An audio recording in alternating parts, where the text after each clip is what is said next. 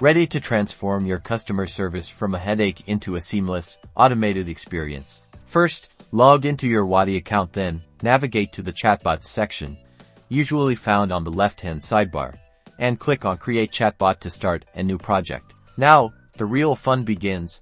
This is where you design your chatbot's conversation flow, drag and drop different nodes to create your desired pathways. Think about common customer inquiries and map them out. For example, a greetings node could lead to options like order status, FAQ, or contact support. Click on each node to customize its content. This could be a text message, a quick reply button, or even an image or video. Make sure your responses are clear, concise, and helpful to your customers. Wati lets you integrate various actions within your chatbot. Explore options to trigger webhooks for external integrations, update Google Sheets with customer data, or, most importantly, hand off the conversation to a human agent when the bot can't resolve an issue.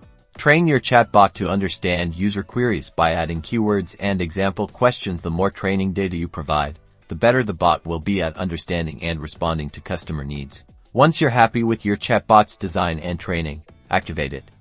Test it thoroughly to ensure it's working as expected. Regularly monitor your chatbot's performance using Wati's analytics dashboard. This allows you to identify areas for improvement and optimize your chatbot for even better customer interactions. That's how you build a WhatsApp chatbot with Wati.